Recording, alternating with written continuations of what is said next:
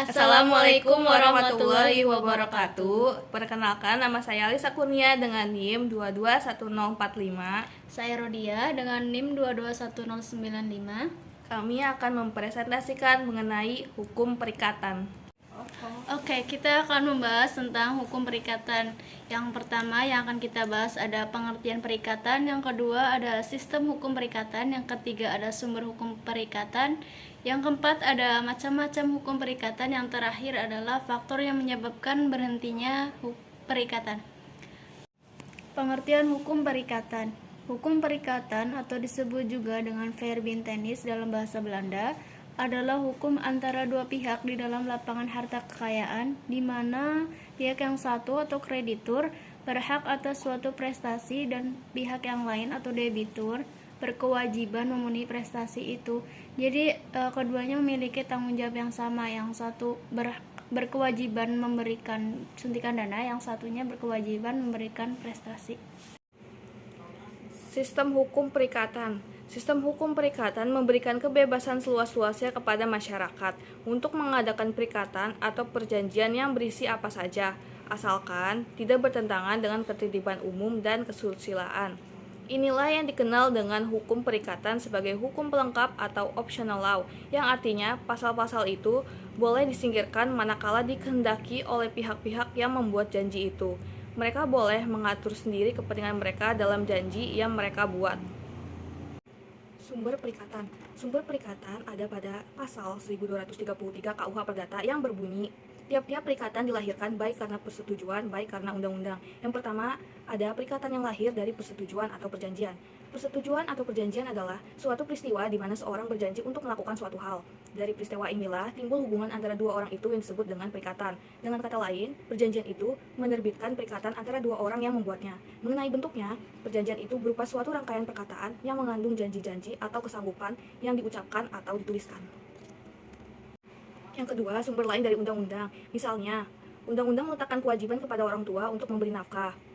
Lalu, antara pemilik pekarangan yang bertetangga, berlaku beberapa hak dan kewajiban yang berdasarkan atas ketentuan undang-undang. Pasal 625-626 KUH Perdata. Hak yang diperoleh dari undang-undang disebut hak alimentasi. Ada 7 macam perikatan. Yang pertama itu ada perikatan murni atau bersahaja. Yang kedua ada perikatan bersyarat. Yang ketiga ada perikatan dengan ketepatan waktu. Yang keempat ada perikatan manasuka. Yang kelima ada perikatan tanggung-menanggung atau tanggung-rentang. Yang keenam, perikatan dapat dibagi dan tidak dapat dibagi. Yang terakhir ada perikatan dengan ancaman hukuman. Perikatan yang pertama itu ada perikatan murni. Maksudnya ini adalah apabila di suatu perikatan masing-masing pihak terdiri atas hanya satu orang saja, sedangkan yang dituntut juga berupa satu hal saja dan penuntutnya dapat dilakukan seketika, maka perikatan semacam ini yang disebut dengan perikatan murni. Jadi kedua belah pihak itu hanya terdiri dari satu orang aja, jadi nggak lebih dari satu orang, dan yang dituntut itu hanya satu hal.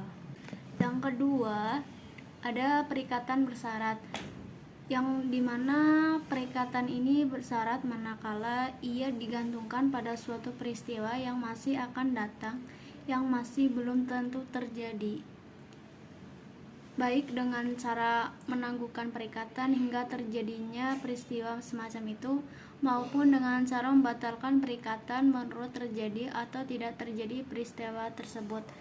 Terdapat pada pasal 1253 KUH Perdata. Maksudnya ini perikatan bersyarat ini suatu peristiwa yang akan datang, jadi peristiwanya belum terjadi pada waktu itu. Ketiga, ada perikatan dengan ketepatan waktu, di mana suatu ketetapan waktu tidak menangguhkan perikatan, melainkan hanya menangguhkan pelaksanaannya saja. Terdapat pada pasal 1268 KUH Perdata. Yang keempat ada perikatan manasuka. Perikatan semacam ini diatur dalam pasal 1272 KUH Perdata yang berbunyi, pada perikatan manasuka si berutang dibebaskan jika ia menyerahkan salah satu dari dua barang yang disebutkan dalam perikatan, tetapi ia tidak dapat memaksa dia berpiutang untuk menerima sebagian barang dari yang lain. 5. Ada perikatan menanggung atau tanggung renteng. Tanggung menanggung atau perikatan tanggung renteng terjadi ketika salah satu pihak terdapat beberapa orang. Dalam hal ini, di pihak debitur terdiri atas beberapa orang yang lazim dikenal dengan sebutan perikatan tanggung menanggung aktif. Sedangkan apabila pihak kreditur terdiri atas beberapa orang disebut perikatan tanggung menanggung pasif. Terdapat pada pasal 1280 KUH Perdata. 6. Perikatan dapat dibagi dan tidak dapat dibagi. Mengenai dapat atau tidak dapatnya suatu perikatan, barulah memiliki arti bila perikatan itu terdiri atas lebih dari seorang debitur. Oleh karena itu, bila suatu perikatan hanya terdiri dari seorang debitur, maka perikatan itu harus dianggap tidak dapat dibagi walaupun prestasinya dapat dibagi. 7. Perikatan dengan ancaman hukuman.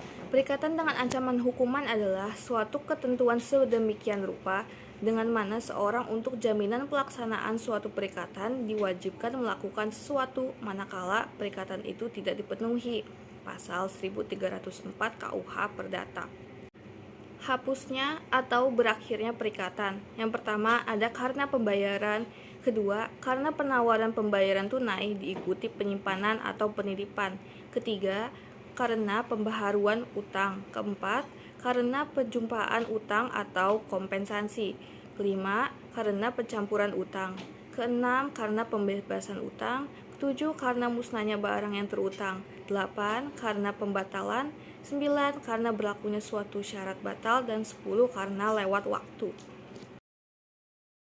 Cukup sekian presentasi dari kami. Terima kasih buat teman-teman yang telah mendengarkan dan belajar memahami. Saya doakan juga untuk teman-teman yang sedang rebahan. Semoga sakit tulang belakangnya segera sembuh. Tetaplah belajar dan kerja keras karena masa depanmu ada di tanganmu. Assalamualaikum warahmatullahi wabarakatuh.